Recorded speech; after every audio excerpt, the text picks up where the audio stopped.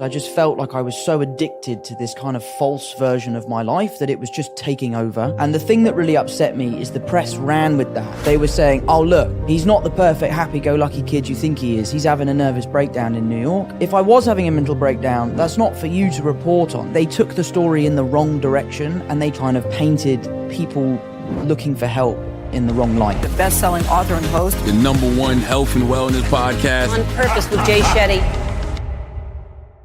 A lot of studies show that how we were loved or unloved between the ages of 0 to 5 impact the next 15, 25, 50 years of our life. Wow. And how we give love to ourselves and how we give love to others. And so I was thinking, do you have a core memory or an experience with your family from childhood that kind of embodies the feeling you have about them now or that keeps you tied close to them? I'd say sort of more than a memory is just a feeling that I could say all of my brothers and I had, was that because our dad's a comedian, his job only ever existed once we had gone to bed, and our mum worked from home. She was a photographer. So to us as kids, our parents didn't really work. They just were always home. So we had this amazing foundation where no matter any time of the day, either mum or dad would be at the house. And we felt so kind of solid as a family, which is why like I kind of have this dream of one day having kids and putting my work to bed and just kind of being there as a dad. Because I really admire how my dad was around. You know, being a comedian is a very, very volatile job. The highs and lows are so extreme. And as kids, we never saw that. The only version of my dad I ever saw was the happy dad, let's go to the park. We used to play this game called Golf Goals where we would go down to the park. There's like this big blue metal goal and we would just fire golf balls into that goal every day. And he would give us 10p every time a ball went in the goal. And that was kind of the foundation of our golf and all that sort of stuff. So for me, broader than a core memory was the idea of always feeling connected and safe within my family unit. And I think a large portion of that is that my mum and dad have always been such a solid team. And they've always been there for us. Yeah, wow. Have they, as you've grown older, have they kind of opened up about some of the challenges that they were going through that they obviously didn't show you and your family when you were kids? Because I can imagine, we always talk about this, right? Like being a comedian is extremely difficult because you're making everyone else laugh. At the same time, it's a career path that, like you said, is completely volatile. Sure. Have they opened up as time's gone on? And how has that felt when you've gone from like seeing your parents always being happy to being like, oh wait, there was all this other stuff going on? Absolutely they have. And it's not even sometimes things that they've told us. It's just things that we've grown up to recognize. As a young kid, you know, you're not looking to how's my mum feeling, how's my dad feeling. And now as an older person, you know, those are things I care about. I want to call my mum because I know it will brighten her day. So that's all part of growing up, I guess. So seeing the way in which my dad's job affects him or my dad's job affects my mum is something we've all sort of come to terms with, and he's amazing at it. I mean, to be honest, I say affect, it doesn't really affect anyone. He's so good at handling it, which is a lot of why I feel like I am the way I am. For example, The Crowded Room's come out. The critics absolutely hated it. They thought it was the worst thing they've ever seen. And it doesn't really upset me. And I think a large part of my feeling towards that has come from my dad being able to do a gig, the gig not going well, him brushing it off his shoulder and just right onto the next one. Yeah, wow. And first of all, I want to point that out as well. So I've been watching The Crowded Room. Right. And me and my wife have been watching it together and we were actually really enjoying it. Good, thank you. So like, we were actually loving it because I love a show that has mystery. Sure. That's trying to like get me to figure it out and get me to think about it. I'm kind of confused and I love stuff like that. Like I'm a massive Christopher Nolan fan. Yeah, absolutely. So all my favorite movies are Nolan movies. And the reason why I love them is because I have no idea what's going on. Sure. And that's and you got to figure it out. And you got to figure it out. And I love puzzles and I love escape rooms and I love anything an escape room. Yeah, I love anything that's got me thinking, what is going on here and why can't I figure it out? Mate, do you know what you should watch? I admittedly watch it to go to sleep if I'm ever feeling stressed or like overstimulated. I watch this guy called Chris Ramsey. He's like a YouTube guy. He's a magician, but I just watch him solve puzzles. He like buys these Japanese like handcrafted puzzle boxes. Wow. And he just solves them. And I've started buying them and they come to the house and you sit down for 4 hours, put it down, pick it up and try and solve this puzzle. And It's amazing. Are you any good at them? No, I'm terrible at them, mate. I'm absolutely terrible. I've had an unsolved Rubik's Cube since I was like 11.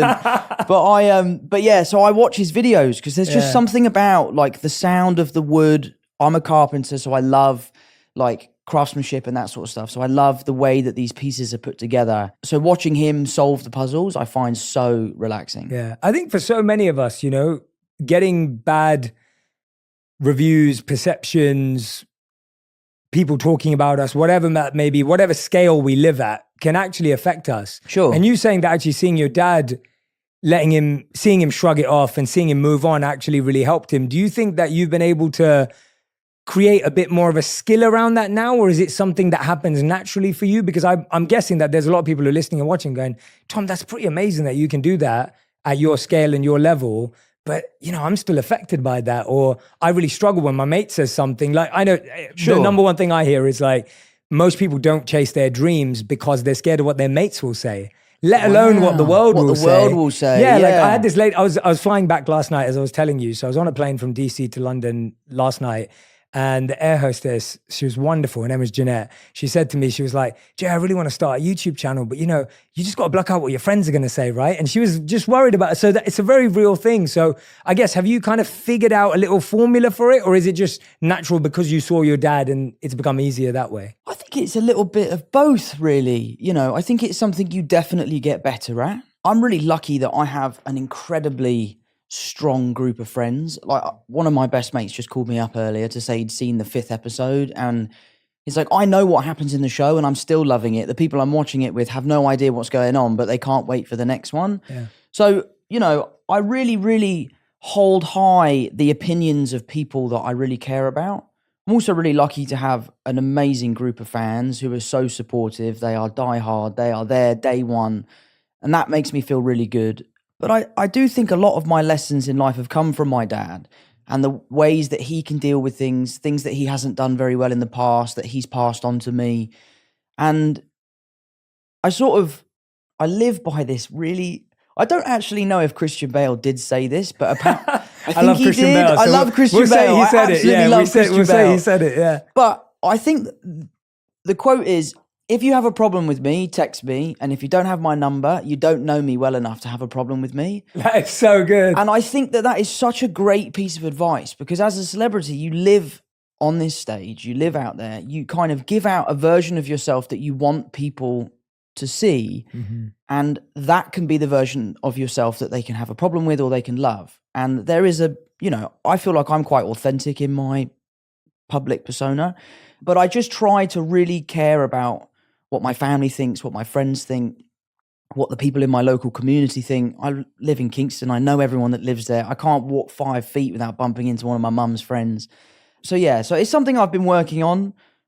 I try my best to not let that stuff affect me. It does. Yeah, of course. I'm not cold-hearted or anything like that. It does affect me, but I just try to move on and focus on the positives. Yeah, absolutely, absolutely. What was did you ever see your dad deal with everything and you thought, wow, that was incredible? Like, was there anything specific that you remember that, like, seeing him like tackle something and you thought, wow, that really impressed me, even if it was something really small in hindsight? I think the thing I admire most about my dad is his resilience.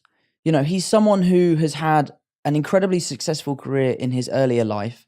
And then later in life, his career sort of plateaued and he struggled. And he's never stopped. He's never given up. He's still gigging to this day. He's still writing books. He has a Patreon. He has a podcast. He's constantly grafting to get to where he wants to be.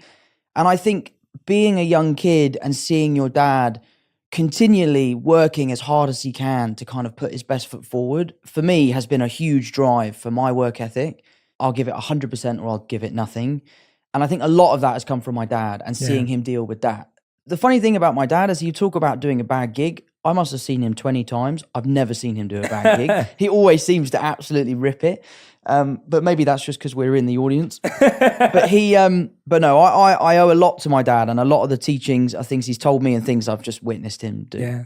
And was there ever a piece of feedback or a rumor or something you saw that did affect you, where you actually thought, well, or at least made you stop and go, God, I'm trying to see the positives, but this one's tough. Like this actually made me have to pause and figure it out. Something that did really upset me, I was in New York. I was shooting the crowded room, and I was having a really hard time with the job just because of how taxing it was, the emotional capacity that I was having to get to every day. And I decided to delete my Instagram because I just felt like I was so addicted to this kind of false version of my life that it was just taking over. I would be on set working, I'd come and sit in my chair and just scroll. And it was becoming a problem. I was just obsessed with it, and I was obsessed to find out what people were saying and what they thought about me. So I decided to make an announcement, which unfortunately we have to do, and say that I'm taking a break from social media. And I tried to position myself and say, like, I'm taking a break from social media because I feel like my mental health will benefit from it. And the thing that really upset me is the press ran with that, and they tried to make out that I was having this mental breakdown. And what upset me was, if I was having a mental breakdown, that's not for you to report on. They took the story in the wrong direction, and they painted again this negative light on mental health, rather than saying, oh, he's doing it. It's okay that he's doing it, so we should all feel okay to do it too. They were saying, oh, look, he's not the perfect happy-go-lucky kid you think he is. He's having a nervous breakdown in New York.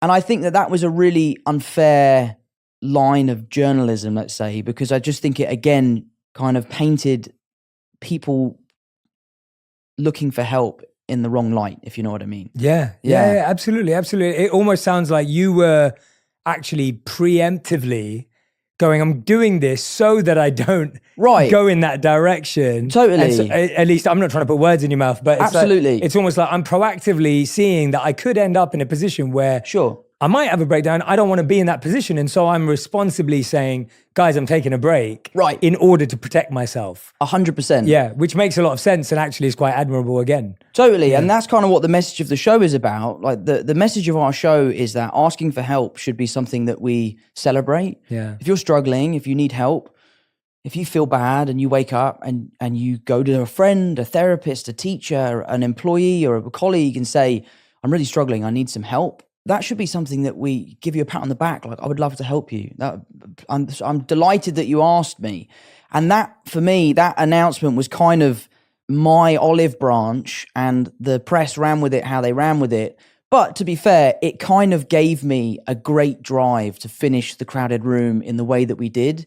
To, like, if you're not going to listen to my personal message, then you have to listen to the message of my show. Yeah. So it kind of went hand in hand. Yeah, absolutely. You've reminded me actually when you said that, because I think we naturally today think of therapists or doctors, but you mentioned teacher there. And I was thinking, when I was going through a really rough time at school once, I remember my walk to school from the bus stop, I'd see a teacher every day that I was really close with at school, but you never talk to your teachers. Nah. Walk into school, Not a crazy person. Yeah, but I was so lonely at the time that I remember like almost thinking like, well, he's the only person I can talk to because of other stuff that I was going through at school. And I remember I started talking to him on the way to school.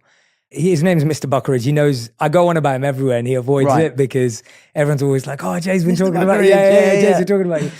But it was that exact feeling where it was like he was someone that I felt I could open up to at that point in my life without feeling judged, without feeling like he was going to see me through another lens, and just having that space to be seen for as a human who is going through stuff by a teacher was a huge win. And so, you know, you are right that help can come in all different forms, and it doesn't have to come in the ways that we expect it to come in. Yeah, it doesn't have to be a professional. Yeah. I go to my friends a lot, and you know, some friends are better than others in certain situations. I've got some friends that are very much like pull your socks up and get on with it, and then other friends who are like, come here and have a cry on my shoulder. But like it varies. So I just really hope that that's what the show can do is sort of paint this positive picture of asking for help is something to be proud of. Well, that's a great message, and I think we all need to hear it. And I want to go back a little bit because there's a lot of interviews that you've done, and I've watched a lot of stuff over the time. But like we were talking about, a lot of it's sound bites because it's quick and short, and like these entertainment, interviews. And that's why I was really grateful that you took out the time to do this. But you were diagnosed, as far as I read, with dyslexia at age 7. Yes, and I was wondering how. A lot of our community and our audience is diagnosed as well, or some of them are not, but they're finding out later on in life. How did that affect you, or how were you set up for success with that? Because as an actor, you've got to learn lines, you've got to read lines. There's a lot of activities that people would assume are quite challenging. Sure. But you found a way, and walk us through that a little bit. I don't know. My mum has always been really hands-on with our education. Mm-hmm.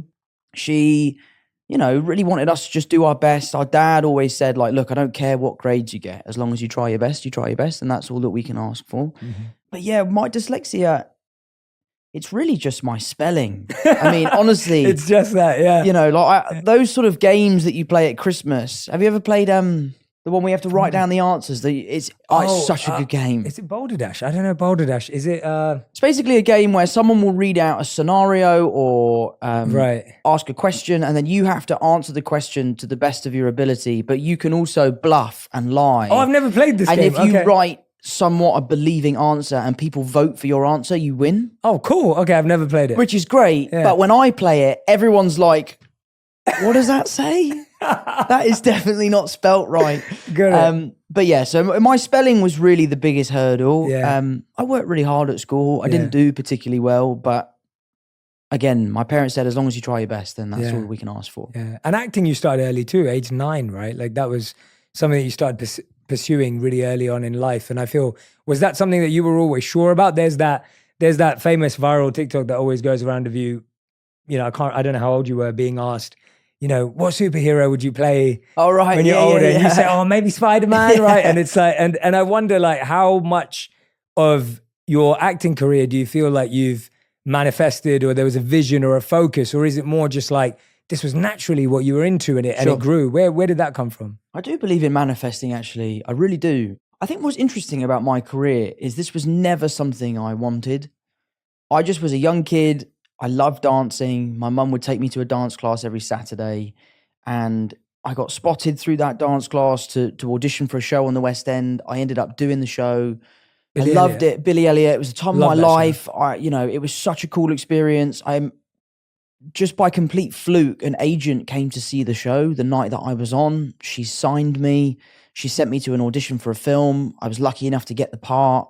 All of a sudden, I was on set with Ewan McGregor and Naomi Watts, and we made The Impossible. And to be perfectly honest with you, it was just a hobby. It was something that my mum would let me do on the summer holidays. She was very keen that I kept my schooling up. And there sort of came that time in England where you're in between GCSEs and A-levels, and you're trying to figure out. When I was going through that, you could still drop out at A-levels. Obviously, now you have to do A-levels. And I had that moment where I was like, what do I want to do? I could try and stay at school and figure out what I want to do, or this thing that's been a hobby, but my sort of summer holiday activity, which is acting, I could try and do that for a living. And I've been so lucky that I've been, offered jobs and all that sort of stuff. I decided to go with it. I joined the Brit School because, my mum was keen that I didn't go for school for an education, but went to school to expand my social skills and meet kids my own age. All my friends when I was 15 were like 30-year-old people because they're all adults from the business. So I think my mum was keen that I had some friends that are my age who are now my best friends today. So I never really wanted this. I just sort of never stopped doing it. And I love it. I absolutely love it. I love the creativity. I love the building blocks that are required to put a film together. I love the collaboration on set between people from all different walks of life. A film set is a melting pot of all sorts of different people. So I love it. I absolutely love it. Yeah. Wow. And I read something that you said you were bullied for like doing ballet. Yeah, right. Early, which obviously got you into playing the role of Billy Elliot, because it's ballet and tap, right? Sure. It's both. So was that tough at the time, or like were you trying to hide it and then you end up at the West End and you're on the main stage and everyone's seeing it, or was it kind of easy to navigate, and how did that go down? Because I feel like as a kid doing ballet and tap must have been a little challenging. Yeah, I mean, it wasn't easy, but it also wasn't tough. Right. I went to a rugby school, so you can imagine like the one kid in the school that does ballet. There's going to be comments here and there. It wasn't the easiest thing in the world. There were kids that didn't understand why I was doing it or what I was doing it for. No matter how many times I explained, like, I'm the only guy in a class of 30 girls in tights. I was like, guys, this is what you want to be doing. Like, rugby is not it. But it was tough. But again, like, it goes back to what we were saying about resilience and keeping your head down. And crowded room was the hardest job I've ever had for all sorts of different reasons. And there was a point in time where we were talking about, do we shut this down and walk away from it because of how challenging it was? And, I dug my heels in, I put my head down and was like, no, I'm going to finish this. I'm going to see it through. And I think, you know, you learn from past experiences like that. So I really am proud of the way everyone handled the crowded room. And I think that stems from my childhood, my dad's experiences and all that sort of stuff. Yeah. Well, so I've got a confession as well to make. Go on. So I went to rugby school as well. Okay. And Did you play? I played. Yeah, I played for my A team, and I was pretty. Oh, good. you were in the A team? I was pretty good. Okay. What position did you play? Blindside flanker. Okay. Wow. Yeah. So I was really into rugby because I went to rugby school, and I loved football, but my school didn't play football, and so I was like, no, I've got to be on the school's main team. Sure. So I worked really hard to get on the team. But after we played rugby on a Saturday, my mum forced me to go to dance class. And part of it was ballet and tap as well. Really? Although I did not end up at the West End and play Billy Elliot because I don't think Billy Elliot was brown. So that wasn't going to happen. It wasn't the same path as you. Oh, but I also had that experience. That's why I had to ask you about it. Did you enjoy it? I really enjoyed it for the community aspect of it. Like I love all the lads that I was there with. And they were just a great laugh. And it was really interesting because I'd literally go from playing rugby straight to class on a Saturday, and I'd go in there with all my bruises, exhausted, and all the rest of it. But everyone was just so much fun. Sure. And it's almost like the rugby pitch was more stressful because everyone 100%. was like, you know, trying to be intense and trying to be this and that. Whereas everyone was just having a laugh at the dance class. And we do everything from hip hop to street to whatever. But yeah, I remember never telling. I think this is the first time I've ever spoken about it. It's out there. Because I'm in a safe space with you. So I'm like, but it's interesting because rugby's regimented, isn't it? Yeah. I love rugby, by the way. You play a position that is as specific as saying the blind side flanker. You know, when you're a dancer, you're just a dancer. You know, you can fit in however you want to fit in. Yeah. The teacher can ask you, how are you feeling about that? Rather than like, you need to get your head down to the left to make a proper tackle. I did love playing rugby when I was smaller. Yeah. Not when I was smaller, when all the kids were smaller. And then there was that time where I came back to school after Billy Elliot and everyone had just become a man. And I was still very much a child. Yeah. I remember we played this school called Trinity College. And it was my first game back, and I was playing scrum half. I came on the second half, and it was a violent game. It was not a gentleman's game of rugby. And I was standing, they were kicking to us, we were receiving. And I remember thinking, as long as the ball doesn't come to me off of the kick, I'll be fine. I need the game to get going, and then I'll be fine. I'm scrum half, relatively safe position, I'm a good playmaker. As soon as he kicked the ball, it's coming straight towards me. I'm trying to catch it. I can hear the boots running towards me. I fumble it, knock on. The game goes on. I start playing well. I assisted a try. And then I don't remember what happened or how it happened. But there was a really tough kid on our team who will remain nameless. I haven't spoken to him since. I don't know what he's doing. But he got into a fight with some kid on the opposing team. And it was really quite ugly. And then the kid's dad came on the pitch to tell off this boy that was on my team, and the kid on my team knocked out his dad. No. Like proper, like it's the first time I've ever seen someone hit someone. And I couldn't believe that a kid who was... How old are you? Yeah. He must have been 16 at the time, but he's one of those 16-year-olds that would look older than I do now when he was 16. And I just remember hearing the noise. He like cracked this dad on the jaw, hit the floor. Then this whole big fight broke out. I'm not a fighter. I stepped away and was sort of like, what's going on? Yeah, it was wild. And that was the last game of rugby I ever played. It was against Trinity College. Oh my God. Yeah, it was really intense. Wow. Yeah, that is intense. Yeah, that's how intense it got. My last game was similar, but not watching a fight. So someone ran, it was a big game, and it was like I was playing really well that season and everything was going really well. And someone ran into a ruck, but with their elbow, which is obviously illegal. Totally. They ran in and they elbowed me right there, like right below, it's on this side and right below there. And then next thing I know, I get up and I'm like kind of feeling a bit aggressive. Are you cut as well? Well, I didn't notice, and then blood starts to drip, and I was like, that's when you freak out because you're like, oh God, I'm like, and there's a lot of blood just dripping. So I get subbed off, and the nurse on the side just puts a bit of glue there, like to stick it together. Mm-hmm. And at that time, you don't really notice it and you think you're all right. And then literally an hour later, it's just getting thicker and thicker and thicker. And I'm ending up with this, run to the hospital on the way home because my coach was just like, suck it up, it's fine. You'll be fine. Run there. They're like, if you were any later, you would have had nerve damage and like personally, potentially lost your eyesight, whatever it was. And they had to like glue it and a little bit of stitches or whatever it was.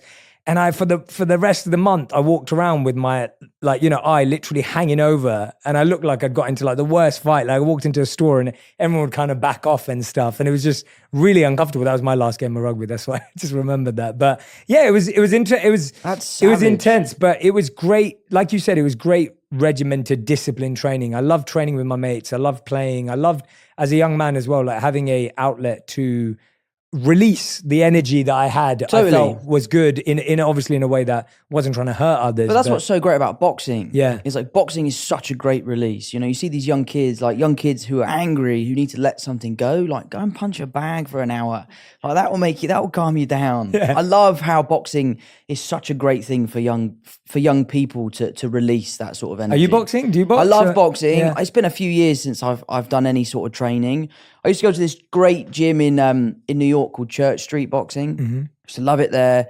Had a great pro. You could sort of spar with him because you know that he wouldn't batter you because he could control himself. I went to one sparring session, just a general session, and I got absolutely battered.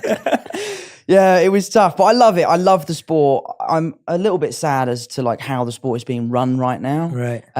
But I do love the sport and I admire the athletes. I think they're amazing. What's your take on YouTubers, boxing and all that kind of stuff? And because it's obviously bringing a lot of attention to the sport. To be perfectly honest with you, mate, I don't really mind it. I think it's quite fun. I think if you're doing it for the right reasons, you know, there's a great opportunity to raise some money for amazing charities. And I think a few of them have done a lot for charity. I think it's really great. I think, you know, my brother Paddy would never have been watching boxing, and now he loves it because of his favourite YouTubers at boxing. So if it's good for the sport, it's good for the sport. I sort of don't really mind. I think it's funny, to be honest. Yeah, because you sit at home watching it, you're like, I could do that. I could get in there and do that. And you're like, well, why don't you? And you're like, well, I don't really want to do that. So we might see you in Creed 4 then. Absolutely. We'll do the acting boxing. I'd love to do a boxing movie. Yeah. I think it would be cool to do a boxing movie, but where the fighting is real. Like, walk me through that. I wouldn't necessarily be in that film, right? But I do think that you could make a really interesting film where the outcome of the film is determined on the outcome of the real fight. Has anything like that ever been done? Like racing or any can you, I'm just trying to. Not that I know of. Yeah, not that I know of. That's what I'm trying to think. It could be really cool. Yeah, wow. But yeah, I love boxing movies. I'm a sucker for it. Yeah. Which one's your favorite? I think Rocky 2 is probably my favorite. I remember when we were in Billy Elliot, we had this room called the Billy Room, and there was always a Billy backstage while the show was going on because the show was so labor intensive. It was very dangerous. There's lots of moving parts. There's lots of acrobatics. It wasn't too uncommon for a Billy to get injured, and then there would be someone upstairs who would replace that Billy. And we would just hang out upstairs, and there was an Xbox and a television and all that sort of stuff. And one of the DVDs that we had, the two DVDs we had were Step Up to the Streets, my favorite film of all time, and Rocky 2. And I must have seen that film 40 times. How many times did you practice the dance in the mirror? Oh, mate, I've got the whole dance down, bro. Can we see it? No. Yeah, no, I love that film. I absolutely love that film. Yeah, I'd say my favorite. So Rocky was my favorite because I'd watch it with my dad. Sure. And Rocky... I struggle between Rocky 3 and Rocky 4 because I loved Mr. T. And That's 4, 3, right? That's 3. That's 3. And I loved Ivan Drago as well, which was 4. And they were both just such great movies. Yeah. It was just, it's such great entertainment, even though it's nothing like real boxing. Yeah, nothing at all. Nothing at like all. real boxing. But then I remember watching real boxing when I was growing up. It was Prince Nassim. Oh, man, so I love him. Yeah, my dad was a big fan of his, so I'd remember watching him a lot. I love his style. There's a video of him working with I guess it's like a swinging bag, and he is so effortless. Because Canelo's got a great head movement, but he looks like he's thinking about it. Yeah. Whereas Nazim is just living the dream. He's so fluid, and I love the way he used to move. Yeah. And I love how he would enter the ring. Me, I would over-rotate and slam on my face or something. Yeah, he was brilliant. Yeah, Amazing. it was like wrestling meets boxing. Like, yeah. He must have been a nightmare to fight. Yeah. It must have been like, he's beating me and he's embarrassing me. This is really tough. Terrible. What do you think of Lemachenko? Did you see his last fight? I haven't. No, I didn't see it. That's an interesting one. Go on, tell me. I didn't see it at all. Well, I think the general consensus is that he won. Oh. But it was given the other way. Right. He is my favourite boxer. Right. Because of his history, his background in dance. He was like, I guess, a really talented boxer. And then I don't know if this is true, but his dad sent him to go and study dance for sort of 5 years or something like that. For his boxing training. For his boxing, which is why his footwork is like on another planet. Wow. There's loads of examples of where he's fighting people and they look up and he's just gone. He's behind them. So I really admire him. But his most recent fight, he lost. How did it go against him? Was it a vote? It was a vote. Yeah. Right. They went against him. So I wonder whether they'll fight again. Yeah, I guess they'll have to if there's... It seems like this isn't a conspiracy theory. But that's from the you. problem with boxing, though. Like, will they fight again? Yeah, you know, because it's a tricky business. Unlike the UFC, where you know if they want to fight, they'll fight. That's what I love about it. I took my brother and my cousin to the UFC the other night, and that is such a savage sport. It is. That is, yeah, it's terrifying. I really don't want that to be a movie and a real one. Have you seen The Warrior? I was just Is that what you're that's going to one talk of my about? favorite Mate, that movies. movie's so good. The Warrior is one of the most underrated movies. It's That movie's so excellent. good. Yeah, it's a little ridiculous, the idea that they have like 6 fights a night getting ready for one final. But I do love that film. Yeah. It's a really it's good brilliant. movie. It's a really good movie. Oh, well, okay, all right. So we know there's a boxing movie coming somewhere down the line. There's got to be one down the line. There's got to be one down the line. Absolutely. Yeah, and we want to see you work your way up. And we might see you actually go do it for real. Sounds like imagine. God, for charity, maybe. One of the things that you mentioned recently was that you gave up drinking about a year and a half ago. Yes. And you said it was the hardest thing you ever did. Yes. And I wanted to know what was so hard about it for you. Why was it so hard? It's interesting. I didn't one day wake up and say, I'm giving up drinking. I just, like many Brits, had a very, very boozy December. Christmas time, I was on vacation, I was drinking a lot. And I've always been able to drink a lot. I think I get my genes from my mum's side in that thing. Like I can drink. And I decided to just give up for January. I just wanted to do dry January. And all I could think about was having a drink. It's all I could think about. I was waking up thinking about it. I was checking the clock. When's it 12? And it just really scared me. I just was like, wow, maybe I have a little bit of an alcohol thing. So I sort of decided to punish myself and say, I'll do February as well. I'll do 2 months off. If I can do 2 months off, then I can prove to myself that I don't have a problem. 2 months go by and I was still really struggling. I felt like I couldn't be social. I felt like I couldn't go to the pub and have a lime soda. I couldn't go out for dinner. I was really, really struggling. And I started to really worry that maybe I had an alcohol problem. So I decided that I would wait until my birthday, which is June 1st. I said to myself, if I can do 6 months without alcohol, then I can prove to myself that I don't have a problem. And by the time I had got to June 1st, I was the happiest I've ever been in my life. I could sleep better. I could handle problems better. Things that would go wrong on set that would normally set me off, I could take in my stride. I had such better mental clarity. I felt healthier. I felt fitter. And I just sort of said to myself, like, why am I enslaved to this drink? Why am I so obsessed by the idea of having this drink? And I would look back and recognize that I would go to events for work and be like, I can't enjoy myself until I've had a few beers. And I just felt so much pressure. And this is one of the things why I've sort of distanced myself from the rugby community, because so much of it is about how much can you drink? Let's get you as drunk as possible. And it's honestly been the best thing I've ever done. I'm a year and a half into it now. It doesn't even cross my mind. I've found amazing replacements that I think are fantastic. Ones that are also really healthy. I found this one beer that it's full of electrolytes and it's, you know, the carbohydrates in it are long-lasting energy. So like having a beer is now actually like a really healthy thing. I'm really lucky that all my friends are super supportive about it. I've never run into that scenario where my friends are like, oh, go on, just have a beer. Like, you're fine. They've always sort of really supported me. And I don't want to be that person that's saying to people, you should get sober, you should get sober. If I could encourage someone to drink less, then that's great. But I don't want to start getting into the world of you need to stop drinking, because it's not for me to say. I went on my own little journey. I'm really enjoying it. I'm delighted that my mum's has also given up. She's loving it. And it's been amazing. I can't believe the difference that I feel from not drinking. Yeah. I feel amazing. That's amazing, man. I love hearing that. And I love hearing that it's been great for you, right? I think that's the point. Not everything has to be like, look what I did, you can do it too. It's kind of like, no, this is just what's been great for me. Do you think it was partly that attitude for you, at least in the beginning, where it's like, well, look, I can drink. I drink a lot. It comes from my mum genes and it doesn't affect me. And then all of a sudden you realize, well, wait a minute, it's more than that. Because I think there is that. Like, I was like that as a young man as well. Like, for me, it was easy to drink. I didn't drink daily. For me, I drank a lot more socially. Sure. And I love playing drinking games with my mates. And Yeah, that was absolutely. really what I enjoyed the most probably. And for me, when I quit, I could just quickly see how it just got me into doing things I would never do if I wasn't drunk. So for me, it was more that. But yeah, I wonder for you, did you find that there's a really fine line between like, oh, I know I can drink a lot, and then all of a sudden you're kind of not addicted beyond that. No, addicted, mate. Yeah. Like, I'm happy to say, like, Yeah. I was definitely addicted to alcohol. Not shying away from that at all. I think anyone that anyone that has a beer every day is probably got a little bit of a problem. But yeah, you're right. I would drink and drink and drink and drink, and then you would just reach that moment where you're like, wow, I shouldn't have had that last beer. And you wake up the next day and you have a terrible headache and you're suffering. I bought one of those rings that will tell you about your sleep. Yeah, Aura ring. Yeah, and it was Yeah, amazing love because I those, couldn't yeah. sleep. I was like, why can't I sleep? I'm working 14 hours a day. I'm doing 2 hours in the gym. I'm eating really healthily and I can't sleep. What's wrong with me? I bought this ring and it was booze.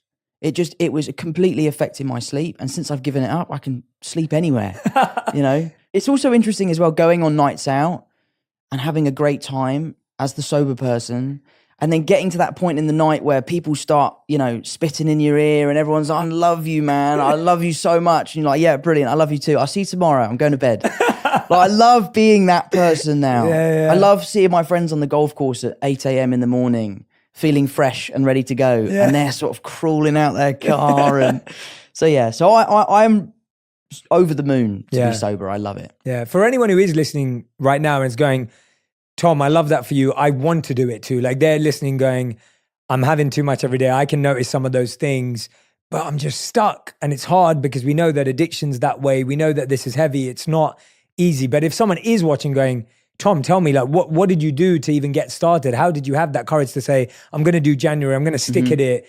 Were there any moments where you actually fell back and then had to get back on the horse again? Like, just walk us through that a little bit more for anyone who is watching going, Tom, mate, I want to be in your position in like 6 months. I didn't fall back on it. I have done in the past. Like, I've had periods of my life where I'd given up drinking and then gone back to drinking. But this time, I don't know, it was just different. I really worked to sort of change my mindset. I really asked myself, like, why do you drink? Why are you drinking? And a lot of the time, my answer would be to feel more comfortable in the social environment. Yeah. And I just put myself in those environments and just would force myself to be there. I'd force myself to hang out and go to a club or go to a bar, or go to a dinner. Yeah, And so you weren't avoiding those places. I was at the beginning because I didn't feel like I could go and not have a drink because of the stress of it. But then after a while, I sort of was like, mate, you've got to pull your socks up here and you can't just live in your house all the time. You've got to go out and enjoy yourself. And if you're only enjoying yourself because you're drinking, then you really do have a problem. But I just changed my mindset. I found really good replacements, things that I could sort of attribute to having a beer. I often found with me, most of it is just the ritual of cracking something open and sharing it with friends and drinking it. Whether it's sparkling water or a beer, I don't associate, like, I don't see a difference. Yeah. But I think it's different for everyone. Yeah. I had a great support system. Jack is one of my best mates and we travel all over the world. He doesn't drink, and doing it with him was a really helpful experience for me. My brother is always on the road with me. He was very supportive. And yeah, I just really set my mind to it. I was like, I really want to do this. I want to prove to myself I can do it. Yeah. And then once I'd felt the health benefits and started really feeling like my full self, I was like, oh my God, this is the best. But do you not drink? I haven't drank for 17 years. No way. Yeah, and I feel Congratulations. That's amazing. Yeah, amazing. I feel amazing. Yeah, it's incredible. Wow. It's like one of the best feelings in the world. And it's my biggest like worry when I was about to quit was like, how am I going to hang out with my mates? That was my biggest worry, yeah. I was like, my mates knew me as the guy who was like first to the game, last to get out. Like, that was me, bro. You know, the clown when I got drunk, like life of the party, kind of like that kind of guy. And then all of a sudden I decided I wasn't going to drink anymore. I was like, crap, how am I going to fit in? And then I remember I went into the corporate world for a bit and I didn't drink. And I was like, God, am I going to miss out on like opportunities and networking? Like, you know, all the guys afterwards are like going to get drinks. And I'm like, I'll come, but I'll have a water or I'll have a soda, whatever it is. Sure. And what was really interesting for me is not relying on drinking made me rely on qualities and skills I had Sure. that were actually better. Yeah. So now that I couldn't drink as an excuse to hang with the lads, I was bringing out parts of my personality that I probably would have just hidden away Suppressed. or ignored. Yeah, Totally. suppressed. And all of a sudden, you were actually getting respected and liked for who you were, Right. rather than the person who you were when you were drunk. Sure. And actually, that worked in the workplace. And there was no one at the workplace going, "Oh, Jay doesn't drink, so he's not getting promoted." Right. It wasn't like that. People were like, "Oh yeah, I really like hanging out with Jay," or "He's a really good guy," or whatever it may be. And I was still getting the same opportunities, and I was Yeah. still getting promoted at work and whatever it was. And I think that's what I'd like to remind people, that don't feel like your career or your work is going to suffer. Even for you, like I'm sure as a, with your career path, you have to be at parties, you have to be at events. Of course. And the fact that you're able to do that now without having alcohol, and it doesn't sound like it's negatively impacting your career. If anything, it's the opposite. Mate, I honestly cannot believe like the amount of times I've sat down with an actor that I've really admired, or sat down with a producer or a director and been like, "Oh, well, I don't drink anymore." And they go, "Oh, I don't drink, 10 years." And you're like, "Oh my God." And I've had so many insightful conversations with people like yourself where you've heard their story, their reason for giving up. And there is a wonderful community of people. And I love it. I love being a part of that community. I'm really proud to be a part of it. I hope that, I can meet other people and chat to them about it, because it's really nice. It's lovely to be like, let's go get a lime soda together, Yeah, let's get a juice. Let's get a smoothie. Yeah. Yeah, no, it is true. It's true. And it's really interesting because I can't remember. I'm trying to remember. There was this blog that came out years ago. I can't even remember it now. And there was this girl on Instagram who was getting a lot of likes and a lot of comments and a lot of attention. And one day she just disappeared. Like, she stopped posting. And everyone's just like, all the comments were like, "Where are you? What happened? Are you okay? Like, what happened to you?" Everyone was frantic trying to figure out what happened to her, because they loved her, they were following her and all the rest of it. And what they didn't know is that it was built by a team that was trying to show that what people didn't notice is that in every picture she posted, she was drinking. And it was it was almost like original AI that was made up to prove the point that you can love someone and you can think you're really close to them and you can think their lifestyle looks amazing, but actually they've got a drink in every picture they post, and you didn't realize they had an alcohol problem. So there was no real person who died. But the point was that your friends could be struggling even when they're posting these beautiful lifestyle pictures. But are you aware? Wow. And are you conscious of how much it affects you? And I can't remember who built that page. Well, I think that's one of the problems with alcohol, is that if you came out with alcohol right now, if alcohol wasn't a thing and you I've invented this drink that is going to make you either really happy or really aggressive or really stupid, and we're going to just sell it to the masses, people would be like, "Nah, mate, keep your funky juice. Like, we don't want that. That sounds terrible." And it's one of those things, because it is so socially acceptable, the addiction side of it, the bad sides of it really do fly under the radar. Yeah. And that's really interesting. I'll tell you something I do love about being a non-drinker. I love being the designated driver. Yeah. I love being that person that makes sure that everyone gets home. I don't know.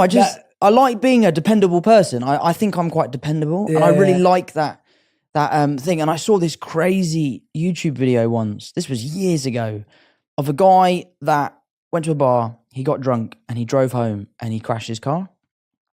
And I don't know if this is real, it could have been fake, but it's really impactful. Basically, what his friend had done was set up the room as if he had been in a coma for 10 years. And his friend wakes up hours after the crash, and his friend is there, and he had all old makeup on to make him look older. And now I'm thinking about it, there's no way this could have been real, because how would they have been able to pull that off? But he basically is saying to him, "You've been asleep for 10 years. Everyone's missed you. We can't believe you're awake. This is amazing." And it shows how a stupid decision like driving drunk can affect the future of your life. Yeah. So I do love being the designated driver. That is something I enjoy. Seeing my friends have a good time and being like, "Don't worry, Tom will take you home." Yeah. I used to love being the designated driver until I realized that an ex-girlfriend just had me do that because I was the one who didn't drink. So right. That wasn't a fun designated driver job. Yeah. But I've always been that guy since, because I lived as a monk for 3 years. Yeah, amazing. And when I came back after that, obviously I never went back to drinking alcohol and everything. But I went back into the workplace, and I remember everyone would always open up to me and give me advice. But it's what you're saying. When someone was drunk, they'd tell me their whole life story. Yeah. Next day, they'd wake up and go, Jay, you'd actually remember what I said, right? I'm like, I remember everything. Everything. They're like, please don't tell anyone. Yeah, They're like, yeah. You know, and I loved that part where I was like, I was able to be there for people. Totally. Just hear their stories. 100%. And someone that had context the next day, because if they told someone else who was drunk, you'd both not remember, and then it'd be gone. No, I think the benefits that you just pointed out of good sleep, good health, great mental clarity, they're huge. But there's a couple of things I want to point out for everyone who's listening, just as takeaways, because Tom makes it so seamless when you're talking about it. It's really beautiful as well. But one of the things you mentioned was finding alternatives. And during my monk life, we always talked about how there was something that we called the higher taste. And it was saying you can never give up a lower taste unless you add a higher taste. Sure. And so there has to be a switch. There has to be a replacement. Has to be a replacement, And so the fact 100%. that you found alternatives, I think that's half the battle. Sure. Because most of us are trying to take something out of our lives and then you're just trying to fill it. Yeah. And then you have to go back to what you had before because you're not finding a replacement. So that was beautiful. And the second thing you said, which I loved, which was having this conversation and dialogue with other people, someone who's 1 year ahead of you, someone who's 10 years ahead, someone who's 20 years ahead, who's gone through that process, and they're open and honest and vulnerable about, well, you know what, I did have a weak moment, or you know what, this was really tough for me. And I think having those communities where you can talk about these things makes a massive difference. So if anyone's struggling, I hope that those two things can kind of, you know, give you the support you need. And again, it goes back to the message of the show, is that like you should ask for help. Yeah. And you should feel empowered to do so. Yeah. But tell me about your monk life. Like that must have been amazing. It was special. I've always been so tempted to go away and do one of those retreats where, you know, you go to somewhere like India and you go to those places where you don't speak for a month or something like that. Like that must have just been the most enlightening experience. Mate, now that you've said that, when you want to go, I'm going to take you. Please, yeah, 'cause you let I me know would when. Yeah. absolutely love to go. I met a guy, I was on holiday earlier this year and he had just got back from a retreat. He did 2 weeks where he didn't make a sound and was just explaining to me how eye-opening it was. Yeah, yeah. No, I mean, to me, it was one of the best experiences of my life because even the stuff that I did then, I was 22 years old when I did it.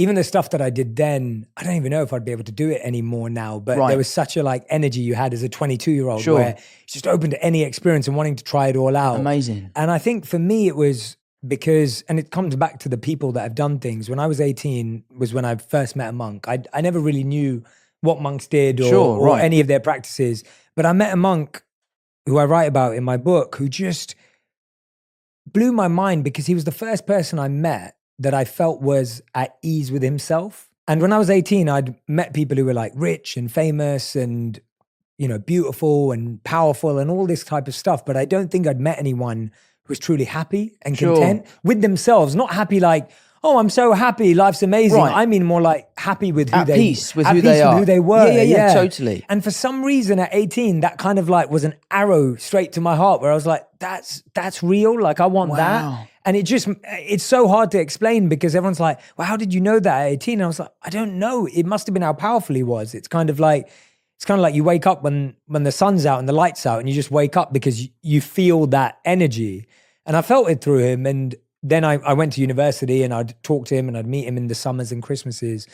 But I just decided, I was like, I want to do this because I'd met someone who I felt had emotional and mental mastery in a way that I'd never seen before. Wow. And so when I went out there, and whether it was the meditation training or whether it was the simplicity training of the lifestyle or whether it was the teachings and the values that you had to live by, I got so much from it that I honestly believe that anything that I'm good at doing today is because of what I learned during that time. Yeah, and so anything I'm good at today is because of that.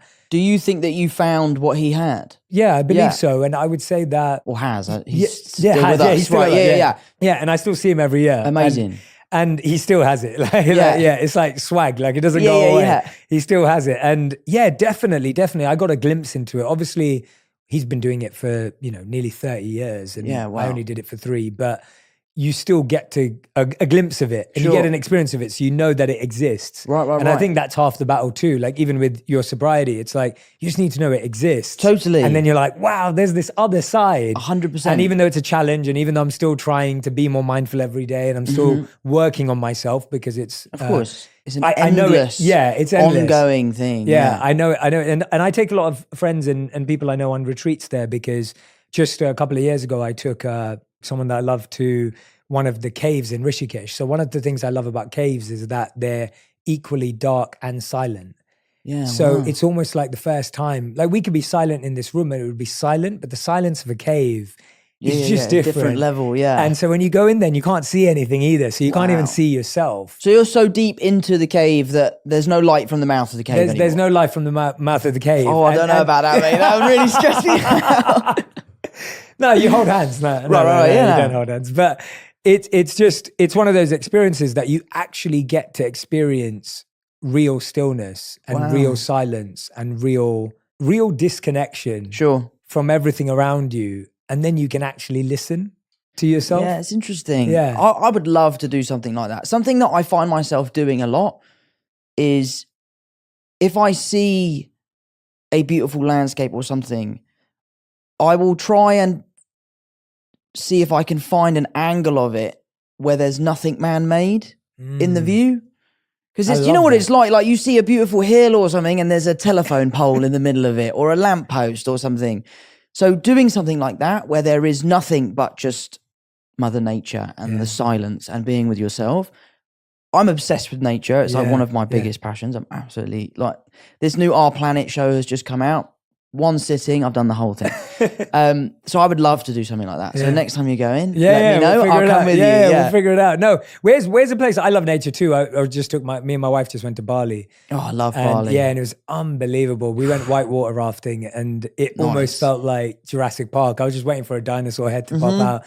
And it was just beautiful. It was so lush. It was so natural. There were these Bali. waterfalls everywhere. And another place that I've loved nature-wise, India, of course, we mentioned, but Iceland. I'd love to go to Iceland. I got to go to Iceland a few years ago, and my friend was filming a documentary out there. And so I got to experience it with the documentary travelers, and we went to a real glacier, and we went to... Amazing. You know, and it was incredible to just... It was the first time I felt like I'd landed on another planet. Yeah. It was just, I was like, this looks like nothing I've ever seen before in my life. Like I'm on another, like I could have gone into outer space and landed on another There's planet. a reason why every single space film, Iceland is the first on the list for locations. Oh, is that? I didn't know that. Yeah. I'm thinking Interstellar probably shot in Iceland. I went to the glacier they saw. Right, so I'm sure all of those films, you know, Yeah. because you could do Mars, you could do Venus, all in, you know, in Iceland. I would love to go. I don't know. We were thinking about doing some climbing, and I'm not sure about how I feel about glaciers and walking across them and just falling and never being found. Yeah, we walked across them, and obviously there were teams there. Sure. And then they had an expert, and they went down into the glacier, like they went into one, like, and it was really scary because while we were walking on the glacier, we've got I forgot what those little boots are called, the ones with the kind of like The little prongs. Yeah. But I forgot what they're called. But anyway, we had those on and Crampons. Crampons. Okay, Yeah, crampons. Thank there you we for go. that, Jack. And so we're wearing these crampons, and literally it was like 3 steps further, and you would have fallen, and you don't see it, And you would never be and found. you would never be found, Ever. and you'd never know. And it would be like that movie. What's it? 126 hours. Where Yeah. that guy had to saw off his own arm. 126 hours, mate. In 10 minutes, the ice would just... Yeah, no, that's a bit too far for me. If you went with a group of experts and all the rest of it, I think Yeah, but you've seen the documentary. Sometimes the experts go out and it's a one-way story. They don't ever come back, you know? Yeah. No, you got to be careful. I agree. I'll show you some videos later though, because it was pretty. I would love to. Yeah, please. It was pretty spectacular. It was really amazing.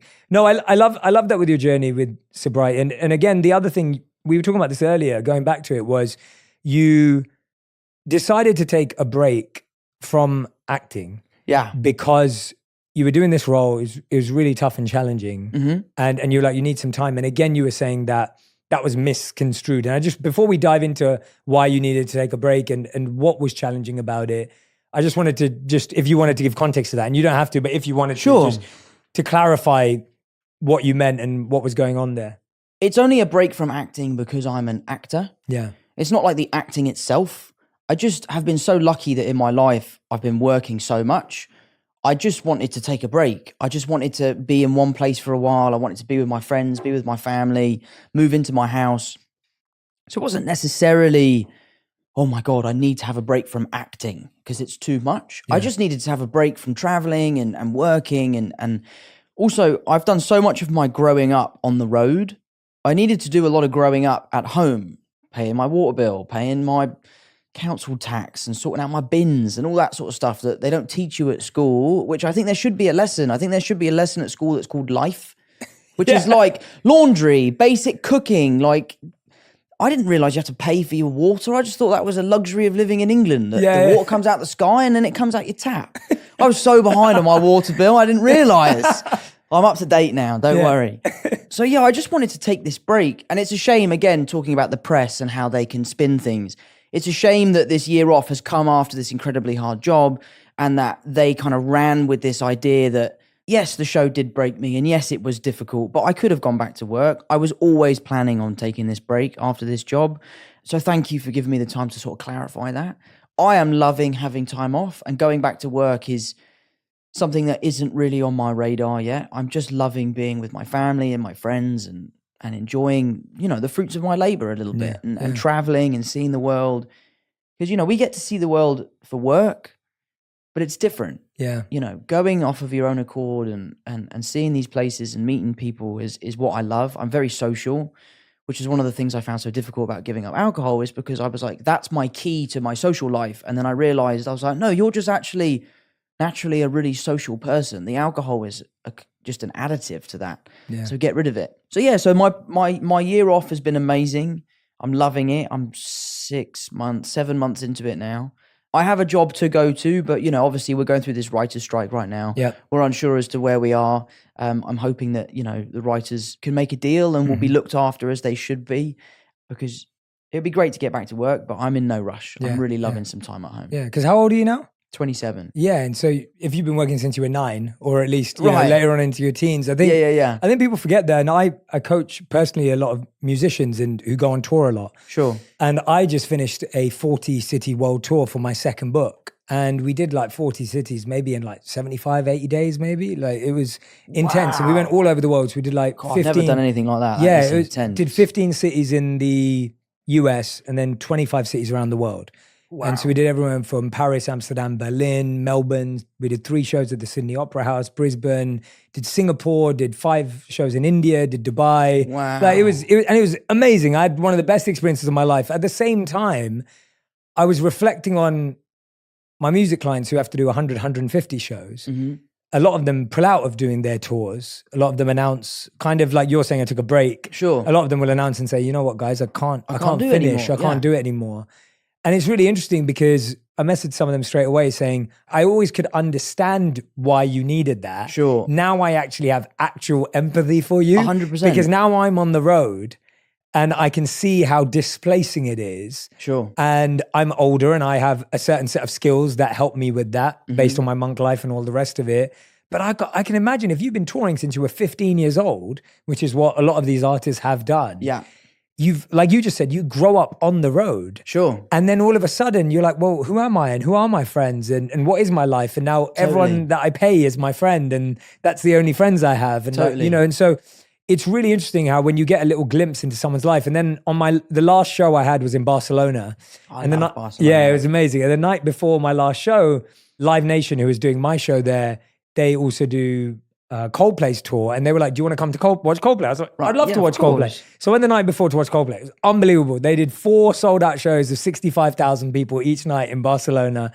And I went to watch the 4th night, and Chris Martin and the crew were just unbelievable. Yeah. And then I found out it was their 89th show, and I was thinking, gosh, like it is so hard. Like it's just so hard, and all their families are with them and traveling with them and all the rest of it. And so I want to touch on that with you as well, that walk us through, because I've talked about this with actors offline, and I don't think I've fully done it online. And so if you're willing to go there, I'd really appreciate it. Sure. When you're playing a role, I think as a viewer, we massively underestimate how hard acting is, especially when the role is the kind of role that you're playing in the crowded room. Yeah. Like, I think we just underestimate as a viewer, and I'm fortunate enough to know enough actors offline where I've had these conversations before, whether it's people who do method acting or whether it's people who, you know, really try and get into character. Like you always hear about the stories of like how Jared Leto, when he was becoming the Joker, was sending people rats and human feces in their mail. Like literally live. I'll tell you what, if you sent me human feces in my mail, there'd be trouble. I wouldn't be putting up with that. Yeah, you and Jared Leto in a boxing match. Yeah, there'd be a boxing movie then. Yeah. But you know, that idea of like, I think I think as viewers, we don't, it's what I'm saying is like, when I went on tour, I was like, I get it. I get it now. As viewers, we don't get it because we don't really hear about the deep process that actors go through of getting into a role, playing someone with multiple personalities. Like, you know, that I don't know. Is that tough, or is it actually, or is that not, am I getting it wrong? And that's not actually the tough part. You're definitely not getting it wrong. I think it's just different. It's case by case, you know. There are people like Jared who dive into their roles and they do things like sending people dead rats and stuff like that. And they think that that's what they need to do. I've always been really good at separating my on-set emotions from my personal life emotions.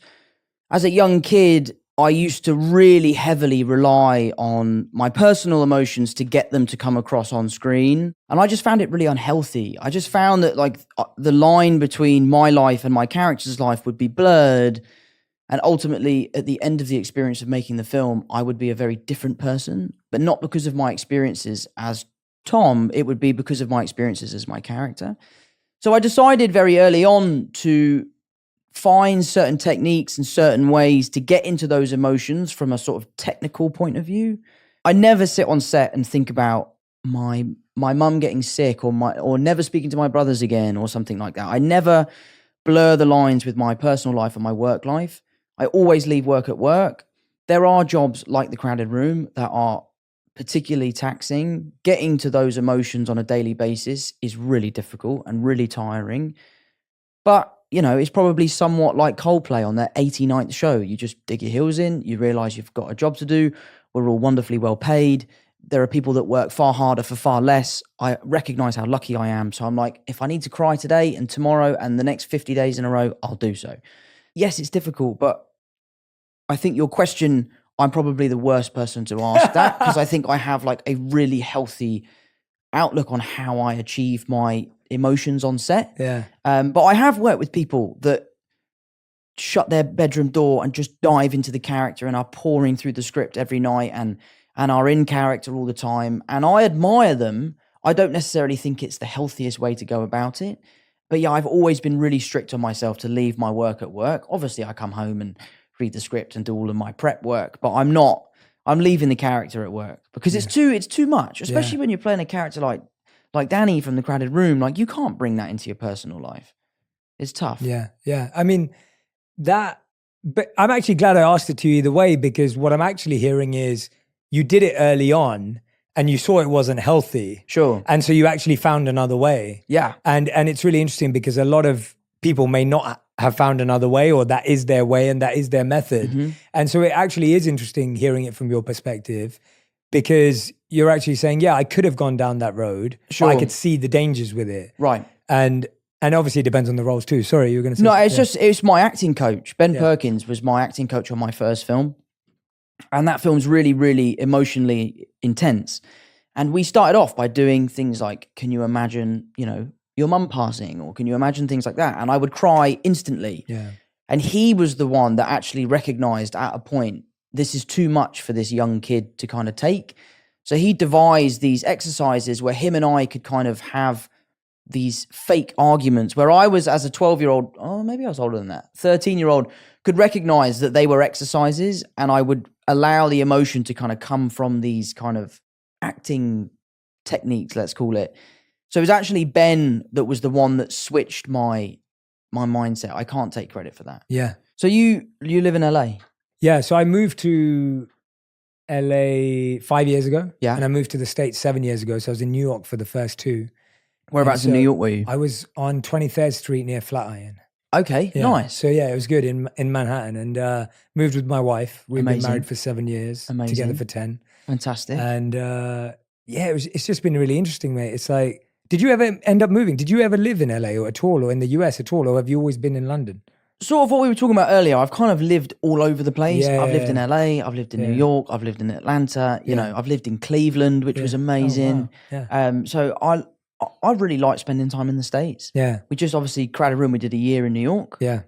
We moved to Tribeca. We started off in Midtown, and Midtown for me was a bit of a nightmare. It's where all the schools are. So I'd come home from work and I'd come outside and it's like all the biggest Spider-Man fans you've ever seen in your life. Like, oh my God! Yeah, it's like the worst planning. Yeah, it was a nightmare. All the kids, We moved out to Tribeca to this amazing apartment, which was really lovely. We were very lucky to be down there. But But so how do you find LA? So you know what? It's really interesting because when I moved to New York first. Yeah. And I loved it. I found New York to be just a bigger, crazier London. Sure. A bit more intense. Yeah. And I love London. I'm a London boy through and through. I went to university here. My family's still here. My wife's family's here. Everyone's Amazing. here. And so, but I enjoyed New York. My wife didn't love New York. And also at the same time, I started spending more time in LA for work. And my wife and I just like fell more in love with each other when we were there. And so nice. that's what it was that drew us there. It wasn't really, everyone's always like, oh, was it career? And I was like, Sure. to be honest, we went there for a month for work and we rented an apartment because we were going to be there for a month. And we were living together there and we just loved living with each other there. Home is where the heart is. Yeah, exactly. Right? And so we were like, all right, we love it here. Why don't we pack our bags and move across? And so we went back to Amazing. New York. 2 months later, we moved over to LA. So it wasn't even, and now we've been there for 5 years. And the truth is that I was really intentional when I moved somewhere. So while I'm building my purpose and my work and my career, which I absolutely love what I get to do every day. And I could never have dreamed of doing what I do today. I'm super grateful. But at the same time, I was really intentional about building community and family. And it was like an actual thought process. Sure. Where I was like, as well as you're always building the people you know at work, you're always building relationships, you're hiring employees and team members and everything. At the same time, I've got to think about actually making friendships because in London, I got all my mates. So I got my best man at my wedding. I've been mates with Raj for 17 years. I've got people around me, but in LA, I don't have that. I don't have any family, any friends. I don't know anyone. And so I really made an effort. And now after 5 years, I can honestly say, obviously not in a wonderful way, but the pandemic did help deepen some of those friendships because I was stuck with those people. Sure. So I only could go deeper. Made some really good friends. Nice. And so I feel happy there and I feel really connected to my purpose there. And at the same time, I love coming back to London. Right. And hanging out with my mates. And so me and my wife made a decision when we moved that we would never say we lived anywhere. We would just be allowed to go wherever we wanted to go. So whenever my wife misses London, she's back on a flight to London. Great. She'll come live here for 2 months and come back whenever she wants. Amazing. And it's the same for me. And that kind of not having a rule around, obviously we're lucky to have that choice. That's an and amazing ability. luxury to have. Yeah, of course. Yeah. But yeah, I share the same kind of outlook on it. Yeah. I couldn't really say I live anywhere. I sort of live where the work is, and when I'm not working, I'm either here or in LA. Yeah. And I'm so lucky to be able to sort of call the world my home. I can just go wherever the wind takes me, I guess. Yeah, exactly. But that's glorious, man. Yeah, man. Yeah, it's been good. It's been good for me. It's been good to me. And I think because of the work I do, it very clearly lets people know whether I'd connect to them or not. I feel like my work is so obviously one way that it's very easy because not everyone wants this in their life. So it's kind of easy for people to be like, I'm not going to make any effort with Jay or I'm going to make lots of effort with Jay. And so it kind of makes it very easy because my work is me. Do you find because of what you do and your skill set and your experiences and your life as a monk that people unload on you a lot? Yes. like you might meet a new person and they're sort of saying, well, I'm feeling this way and I would love to try and get to a place of enlightenment. Like that must happen to you a lot. Yes, yeah, a lot. It can happen at the train station, it can happen on a plane, it can happen anywhere in the world, yeah. And do you welcome those conversations? Do you like having those sorts of conversations? So I think it depends where we are. Sure. And it depends who it is. And I always say to people as a disclaimer that I don't want to give you the belief that I can solve your life in 30 seconds. Yeah, right. Or that I could ever solve your life for you. Totally. Just to be really clear. And I always say that to people because people are like, Jay, tell me what I need to do. And I'll be like, look, I just wanted to be fully aware that I'm happy to share some insights with you, but I don't have the power or gift or magical ability to transform your life. And nothing I can say in 30 seconds, I don't even want to take that responsibility on because we should really think about this. Like you should reflect on your life. Like, especially when people are making big decisions where it's like, Jay, should I break up? Should I move country? Should I do this? And I'm like, we're not solving this in 30 seconds. Please don't. This is a bigger conversation. Yeah. And I like people, that takes the pressure off me, but it also takes the pressure off them. Yeah. Because it's not even about me. This is about the fact that that person needs to make a really important decision and they're putting all the pressure of their life on that moment. And actually I'm saying, well, let's just take it off. And here's a few things I want you to reflect and think about. Sure. And I know that will help you and you'll figure it out.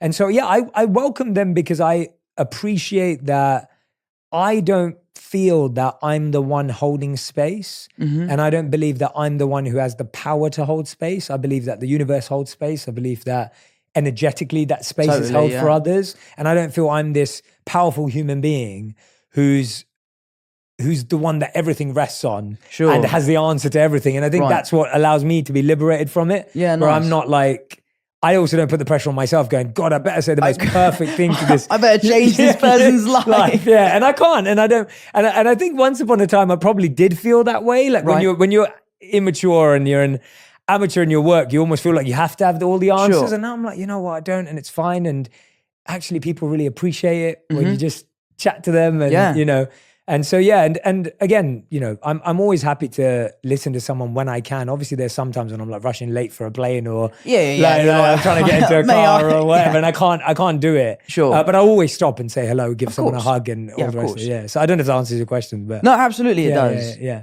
I guess what you're saying about making decisions, something that I am constantly battling with myself is the inner battle between my gut and my brain. I know that sounds really weird. No, but like, it's real. I go with my gut a lot. I'm I think a lot of the decisions I make in life are very sort of instinctual. I don't like to be bombarded with evidence and facts and all that sort of stuff. I just like to feel a certain way about how I would like something to sort of transpire. Can be taking a film, accepting a script, doing a business deal, buying a house. Like it's all sorts of different things. Through your monk life, did you feel like you would rely on your kind of inner instincts rather than like getting the evidence of this is going to make you this much money, or if you do that, these are the risks? Where do you stand with that sort of thing? That was the most poorly worded question, but you know what I mean. No, mate. I think I think this has been such a conversation that is what a question sounds like in a conversation. And, Right. And I think I've asked you fairly poorly worded questions today as well, but I think that's what real communication we're having a is. chat, yeah, Yeah, it's rather fine. than like, mate, I've got question one. Like, Right. But no, I think I get what you're saying. And if I go on the wrong track, let me know. But living as a monk, you're trained to understand that everything exists in a certain mode. And so I'll explain what that means. And so in the monk philosophy, there are 3 modes. And the modes are the mode of ignorance, the mode of passion, and the mode of goodness. And it's said that every decision, every thought, every action, every intention, every relationship can be in the mode of ignorance, mode of passion, or mode of goodness. And the mode of ignorance is where your relationships or any act is based on insecurity or fear. So when you're doing something out of fear, or you're doing it out of insecurity, or you're doing it out of pressure, that's considered the mode of ignorance. And energetically, we all feel that, right? Yeah, like yeah, yeah. know whether I would know whether you were being forced to do this interview today, Sure. out of some sort of fear or some sort of whatever it may be.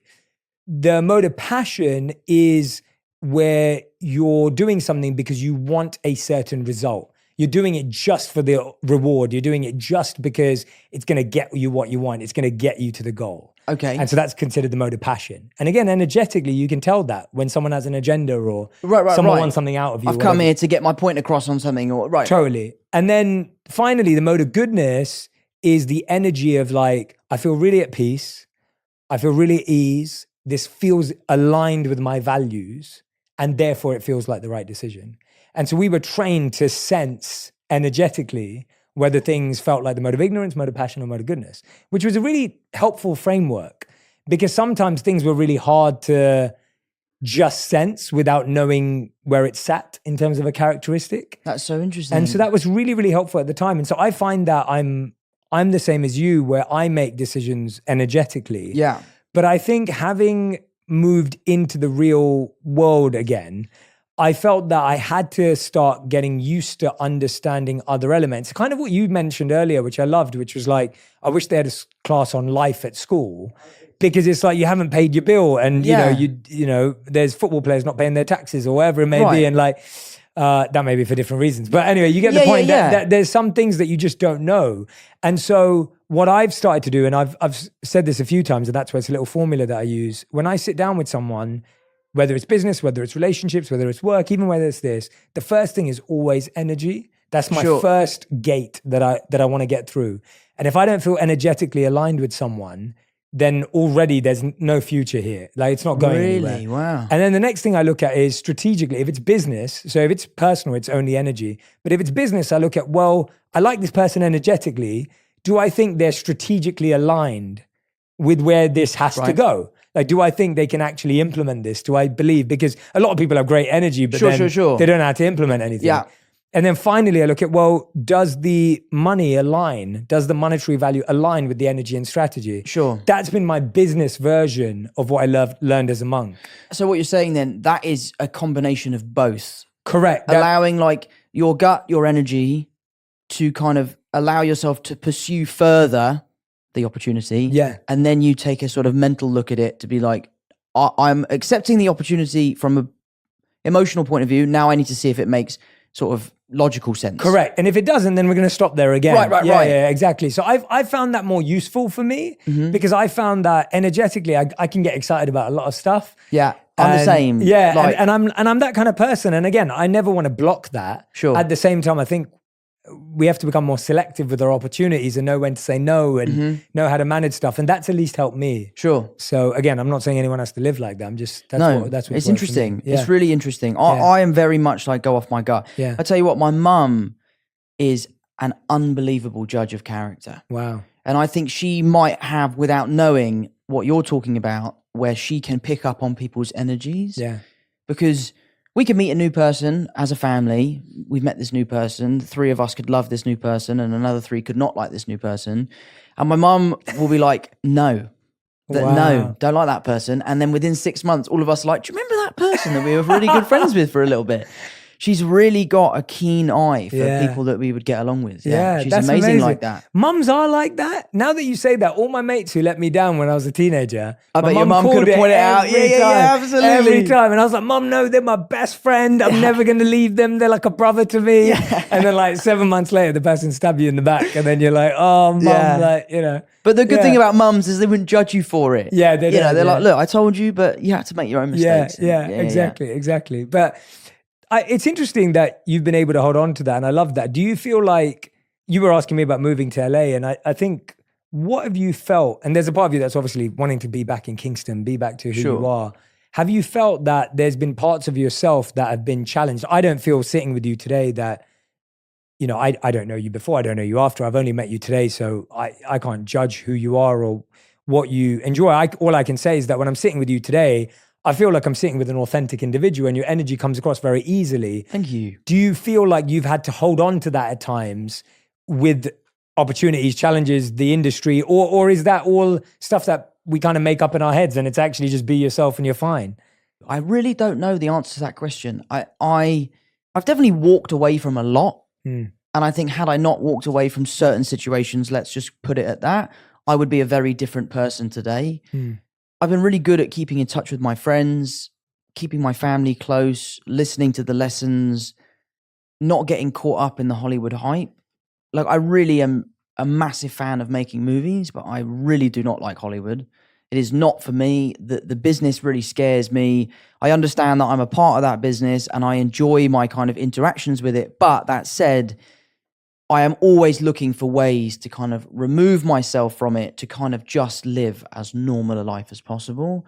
Today, doing this is a very rare thing for me to do. Like, in London, to come in and speak to someone about my life is something I would not typically do. But because I'm a fan of yours and I was keen to kind of hear what you had to say and chat to you today, I felt like this would be a safe space for me to do that. But yeah, I definitely think it has been an ongoing thought, which is don't lose yourself. I've seen so many people come before me and lose themselves. And I've had friends that I've grown up with that aren't friends of mine anymore because they've lost themselves to this business. And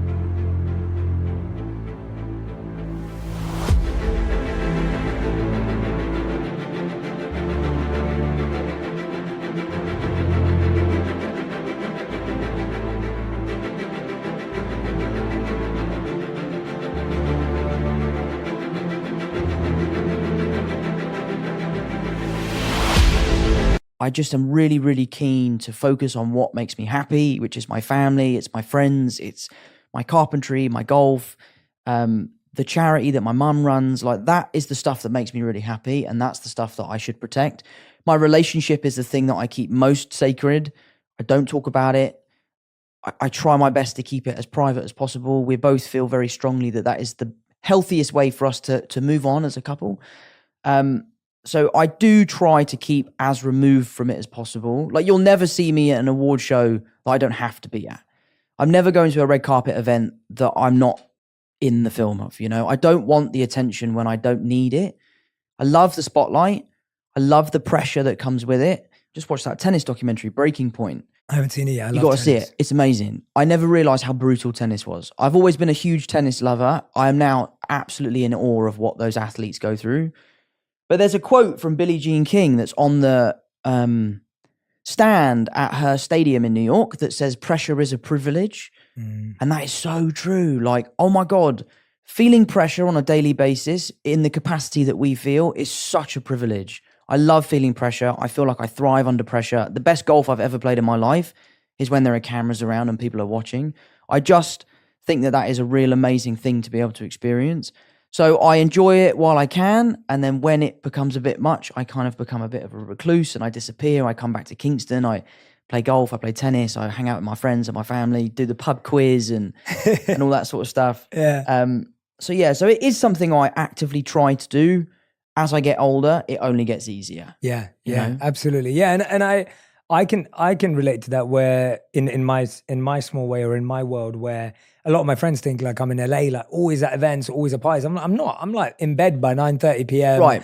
And I only live there because it works for me in the world that I do and what I do, and Sure. And I enjoy living in LA, but I don't live there for Hollywood. And I think that's often the perception as well, where everyone's like, "Oh, you're all Hollywood now." And I'm like, well, no, not really. Like I don't really go to all the events and gatherings and stuff unless I need to be there, or I'm connected to a project. So I relate to that. What you mentioned a few things there, but if I had to ask you, as Tom, when do you feel most yourself? Like, when do you feel most connected, and what are you trying to reconnect to? If you're like, well, I know what it is, but I'm still figuring it out again.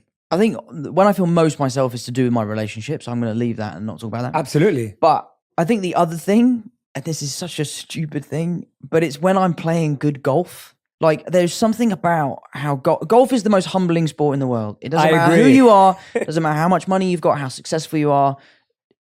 Golf will batter you no matter who you are. And that's what I love about it. It's such a leveling sport.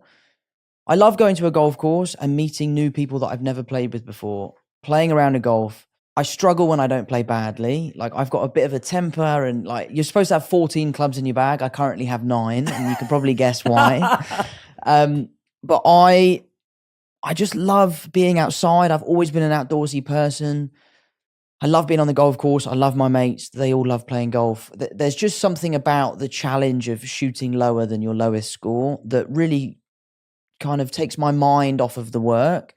The interesting thing about golf is that you could be having a terrible day. You could be really upset about something. And if you play really well, you completely forget about it. If you play really badly, you then are playing badly because of what's happening outside of golf. It's like a really weird kind of catch-22, I guess. Yeah.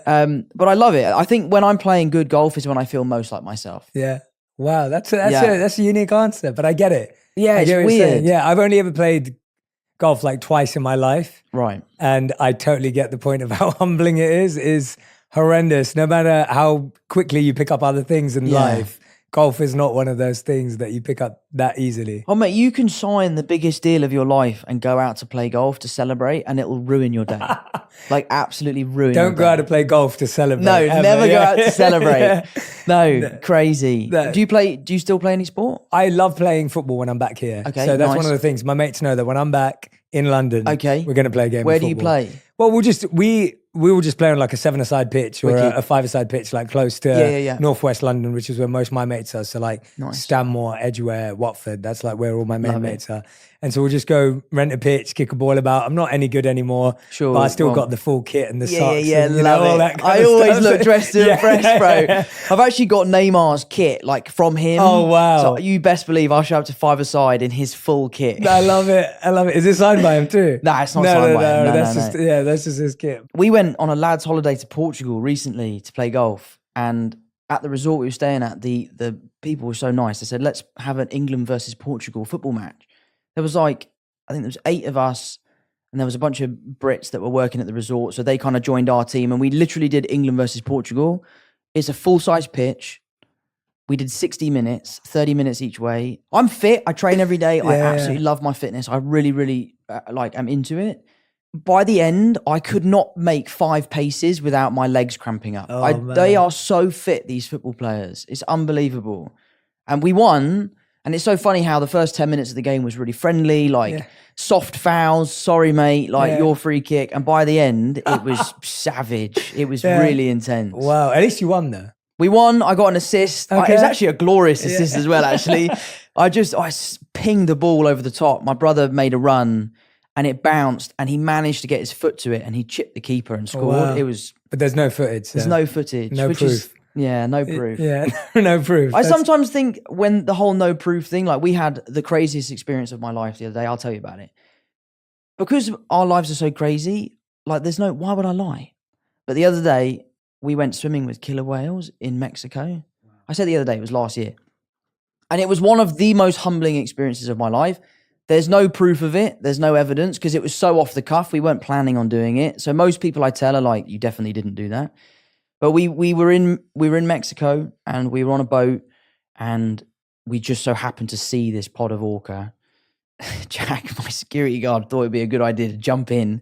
He jumped straight in, flippers on, goggles on, and we were driving to keep up with the whales because they were kind of following our boat. So by the time Jack had jumped in, he was like this. He was like 100 meters away and you could see him and the whales were like swimming around him. So I'm starting to freak out because he's a good friend of mine. And he's your security guy. And he's my security. I'm like, Jack, we got to get back to the hotel, bro. So I said to the guy, like, excuse me, sir, can you turn around and go and get my friend? Because we now can't see him anymore. Like, he's gone. God. We found him. We got him back in the boat. And he sort of said, like, lads, you have to get in. It's unlike anything you've ever seen before.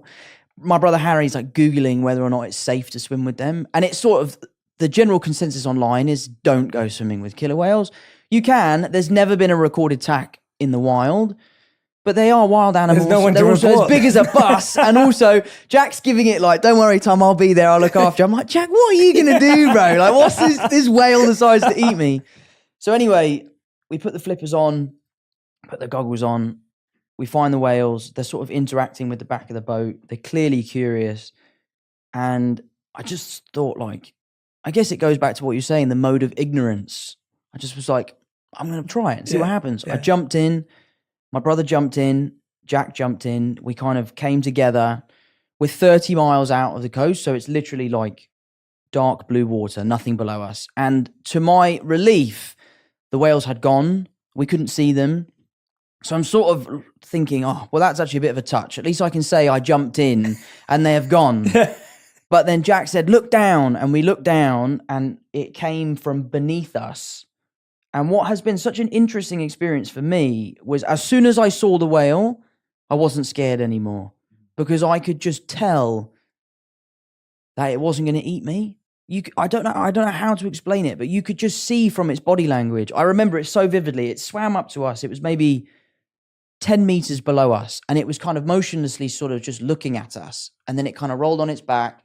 It did this weird thing where it kind of put its head like this and you could see its eye. Like we were having this crazy like moment and then it just swam off and it was gone.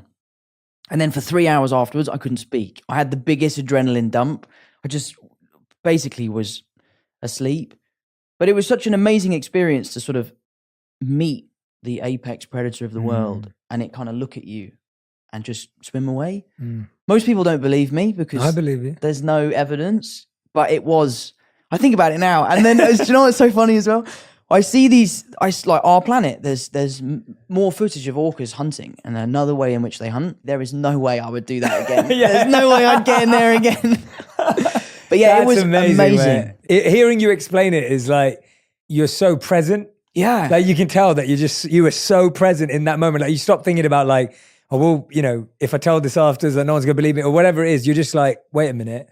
Yeah. You know, nature makes you present like that. And that's what I love about nature is it's completely unbiased as well. Yeah. Like if that whale wanted to have a snack, then, you know, it's not looking at you going, oh no, but that's a famous person. I've got to leave him alone. Or it just, you are at one with Mother Nature. Yeah. We're in the middle of the ocean. There's nothing we could do.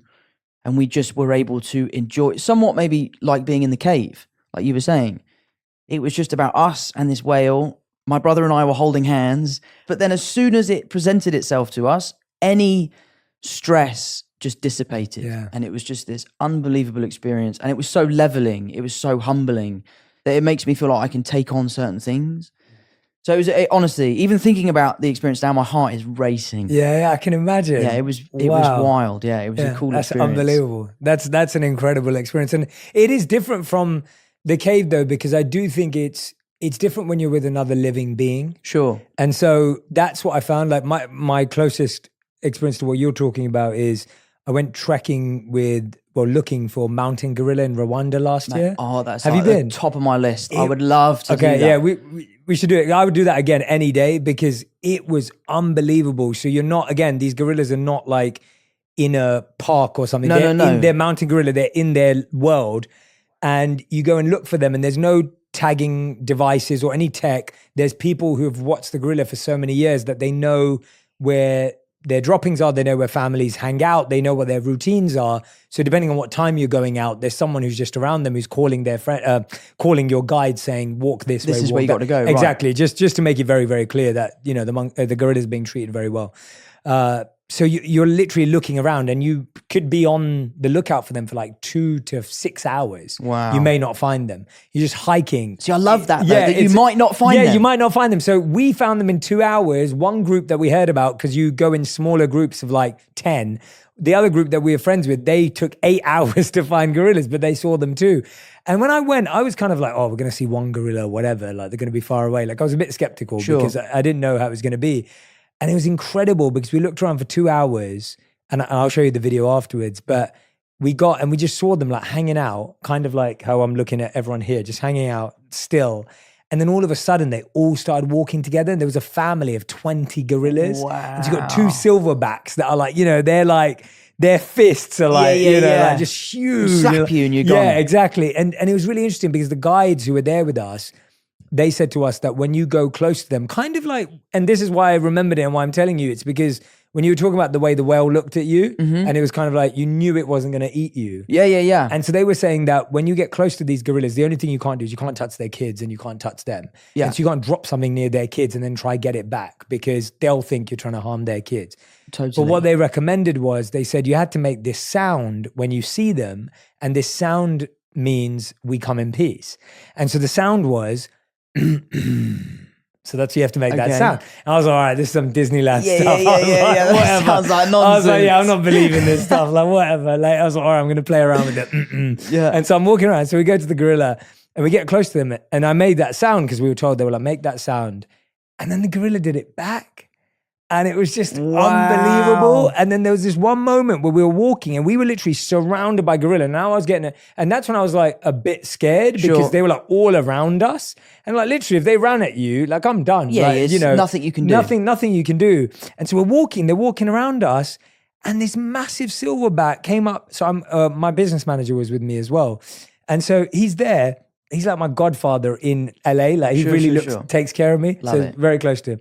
And so this big gorilla that walks behind him, and I'm looking at him going, oh man, like he stopped, and we're all looking at him because he's got this massive silverback behind him, and we're all like, how do we tell him to move? And the guy's like, just be still, like just, you know, be really present, like you can't freak out. And the gorilla just went wow, behind him, amazing. and he moved out the way and just walked past. Wow. And it was that same presence that you're feeling that I felt with them. And that's what I mean, being with another living being is spectacular. So do you think that level of ease comes from the helpless nature of being in the presence of an animal that could do to you whatever they want to? Like, I think part of the reason why I felt so calm when the whale had come up was because there was nothing we could do should it go sideways. Yeah. And I think finding that kind of inner peace of like, I've made my mind, this is the choices I've made, I'm here now, there's nothing I can do.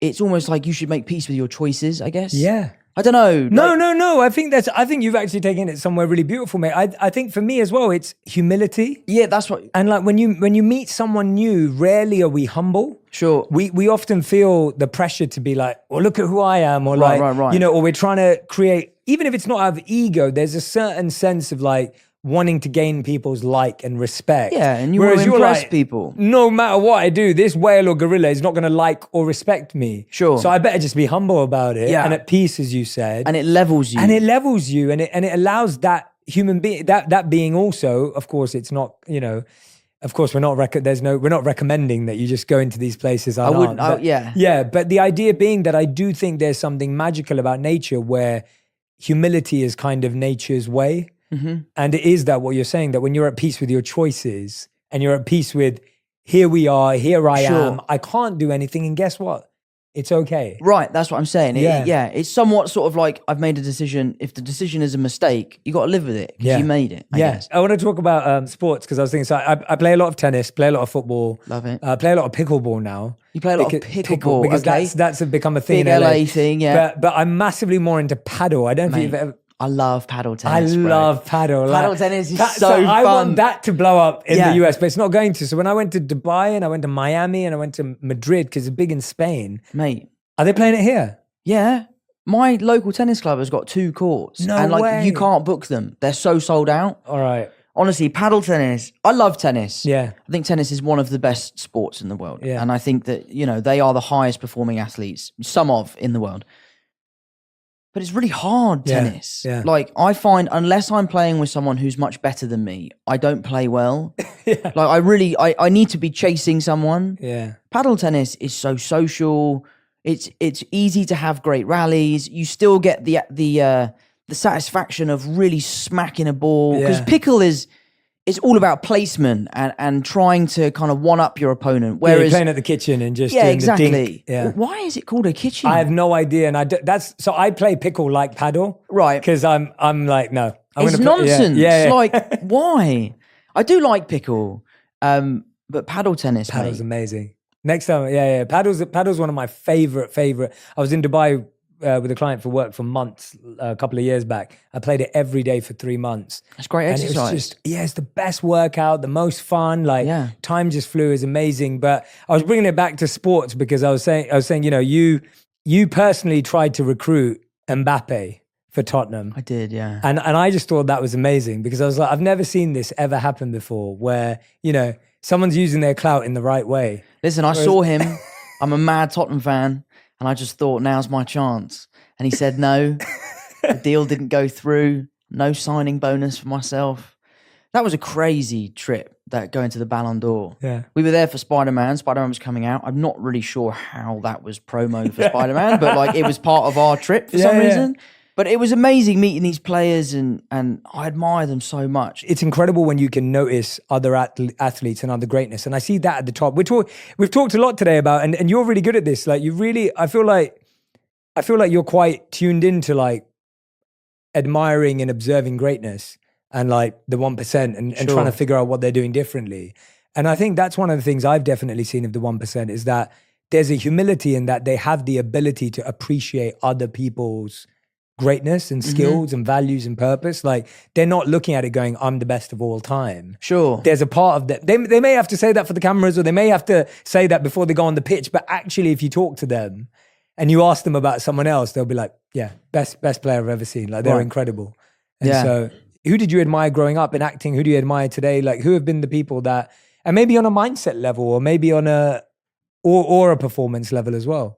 There are definitely performances of people that I look up to. There are the types of careers of certain actors that I really admire. There are also like the types of lives that certain people lead that I really admire and that I really aspire to sort of be like.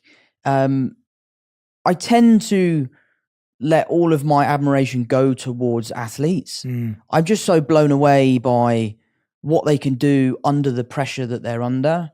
me as an actor, I realized that my job is a high pressure job because it reaches millions of people. But that said, there are so many people that help me get to where I need to be. I get picked up, someone makes me breakfast, someone writes the words that I'm supposed to say, someone chooses my costume, someone does my hair and makeup, someone sets the camera up. Ultimately, I walk onto set and I do my bit, but I'm a small part in a massive machine. But when you look at someone like Djokovic or Federer or, this new Alcaraz, or the golfers or Lewis is slightly different because Formula One is so much about the team and the car and all that sort of stuff. They have to do it themselves at a certain point. There's only so much help they can get. But then when they walk onto that court for the first time, when they walk into the ring or into the octagon, it's them by themselves. They're under that amount of pressure. It's up to them whether they deliver or not. And I just have always been admiring of seeing some of the greats lose their win streak and come back even stronger. I've always really been an admirer of people that are able to do that. I think it's a folly when you see these win streaks of 50-0 and all that sort of stuff. And you're like, well, that to me isn't what a champion is. A champion is someone who had it all, lost it all, and got it right back again. Tyson Fury's story is a crazy one. I'd love to see AJ come back and be on top again because I'd love to be alive to witness that legacy that he would leave behind, I feel sorry for him, what happened to him when he sort of seemed to really lose it a little bit in the ring when he took the microphone. And I'd love to see him back on top and to have some clarity and to be a champion again because I admire him as an athlete. So I save most of my admiration for athletes and musicians. I love musicians. I see someone like Ed Sheeran, 80,000 people in the palm of his hand. I think comedians are equally as talented. The ability that they can just go on stage and make people laugh, that is terrifying. Actors for me, because it's what I do. It's like, meh, I get what you're saying. And at the end of the day, it's just it's taking what you can from what you aspire for, right? Like you can take something from all these people, right? And what I love about it is some of these people some of these people you don't. But I always say to people who are listening and watching that you can be mentored by people you've never met. You're right, totally. And I think that's a really important skill to gain because I think we live in a world right now where somewhat access has become easier. And we always think we need access to people directly in order to learn from them. But you don't know everyone you've just mentioned, even though you may know a couple of them closely. And same with me, like I was really fortunate, growing up as a teenager, I got introduced to like Martin Luther King's work and Malcolm X's work. And I was reading crazy stuff at that age, but it had a massive impact on my mindset. I never met all those people and obviously would never have got the opportunity to do that. But I feel mentored by them without ever having sat in the same room as them because you study like how they made decisions and you study what they said and what they wrote. What they stood for. And how, and the parts that you don't hear through history, the parts that were actually more difficult. And of course. The parts where they weren't the perfect hero. Right. And so all of that kind of stuff. But Tom, before we go to the final five, you've been so gracious with your time today. I have to ask you if you want to clarify the Harry Kane situation because, and I'll tell you what, the reason why I say this is I had the dream. So I'm a Manchester United supporter. Everyone in my community knows that very well. Right. I have always had the dream that Harry Kane, when Wayne Rooney retired, Harry Kane was going to come to Manchester United. Okay. And he was going to follow in the footsteps of all the great England forwards that have played for Manchester United. That didn't happen. No, it I'm didn't still happen. holding on to that dream. But you want him to go somewhere else. Well, listen, let me just clarify, right? I love Harry Kane. I love Heung-min Son. Heung-min Son is my favourite football player. He is a hero. I love Tottenham. I'm a big Tottenham fan.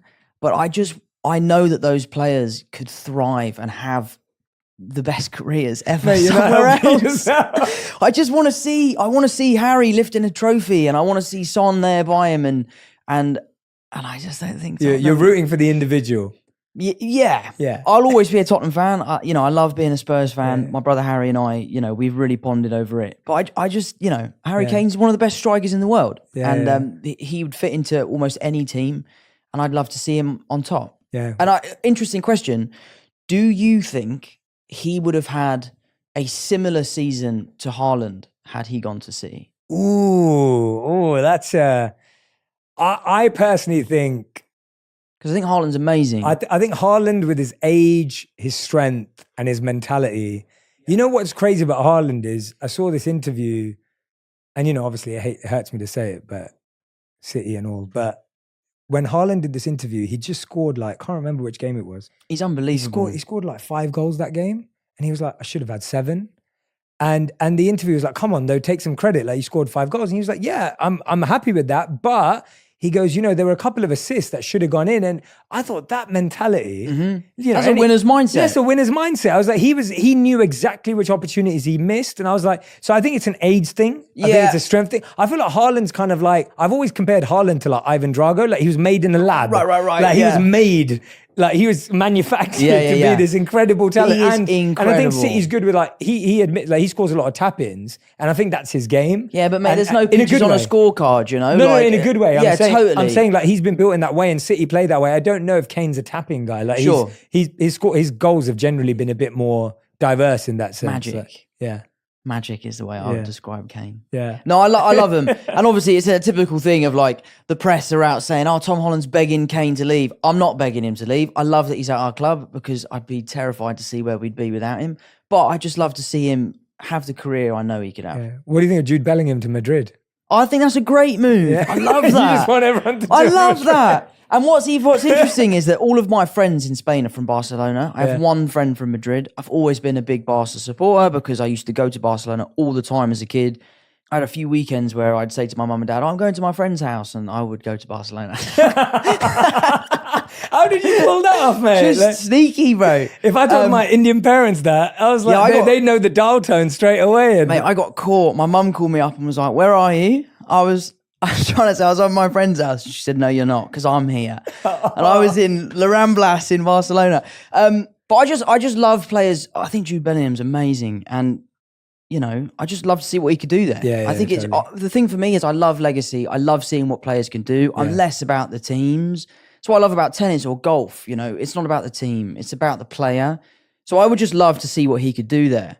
And, I'm sure one day we'll see England raise a trophy, we've got such a great young team, and I admire them all. But yeah, I think it's a great move for him. And he's only 19 or something like that. It's insane. Yeah, he's 19. I mean, that's wild. It's incredible. He's a year older than my brother Paddy.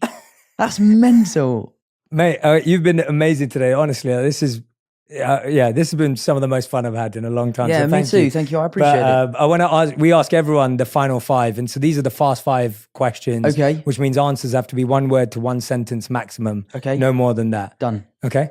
And you don't have to write or spell them out. So no problems. That'd be a long. That'd be a long so segment. none of that. All right. So Tom Holland, these are your final 5. Question 1: what is the best advice you've ever received? To turn your nerves into excitement. I like that. We've never had that on the show. I love that. All right. Second question: what is the worst advice you've ever received? Move to LA, get a marijuana license, and buy a hot tub.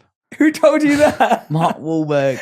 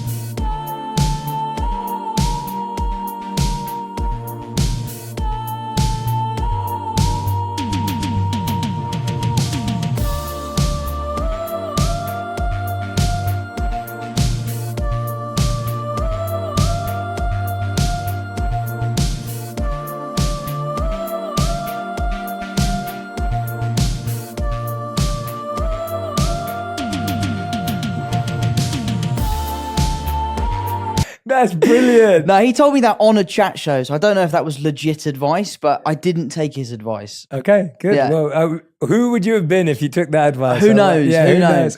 All right, question number 3. What's the first thing you do every morning and the last thing you do every night? Make my bed. It's the first thing I do. And the last thing I do before I go to bed, admittedly, is I check my emails, which I shouldn't do. But that is what I do. Yeah, it's bad. Yeah, we asked that just to make you aware of what you need to change. I do need to change that. Making my bed is a good start. I used to never do that. And now, like, my first thing I do is I make my bed. That's like my first challenge of the day. It's it's an easy one to get done. Question 4, what's something you're trying to learn at the moment? I'm currently taking golf lessons. And We see a trend here. it's not going very well.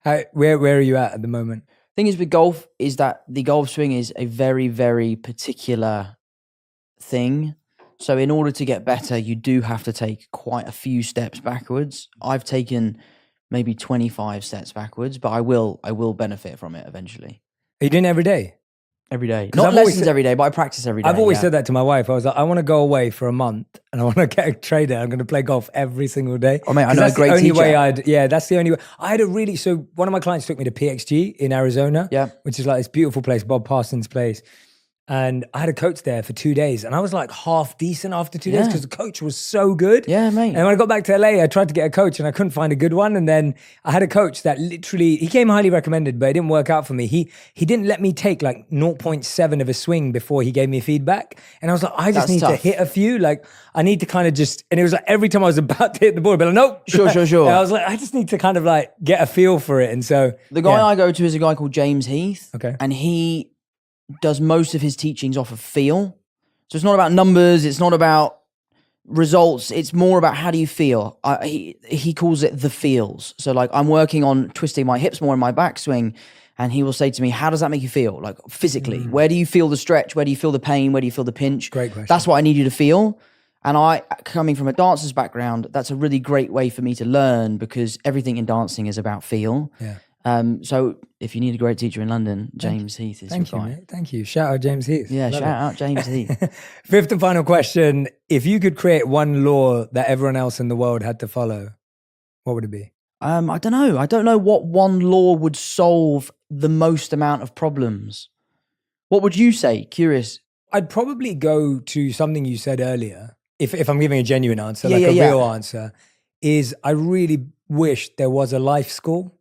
Oh, mate. Like I that would be it because I'm not saying that would solve all the problems in the world. No. But it would set people up. And when I say life school, I mean emotional mastery. I mean 100%. ego mastery. I mean the ability to be kind and empathetic and vulnerable and compassionate and create safe spaces. I think a life school that taught you how to be non-judgmental Sure. and non-critical of others without understanding them. I think Sure. that's what I mean by life school. So not just the like paying taxes and bills and stuff, Yeah. but the life school of like, well, what if we didn't have to live in a world where we just said everything we wanted to and did everything 100%. we wanted to and got away with it and, you know. But I think the life lesson for me should be basic health and CPR and basic Yeah. first aid training. It should be, like you said, creating an environment at school where young people feel more comfortable talking about themselves, what they're going through, you know, things that might be happening at home or things that are happening at school. Like,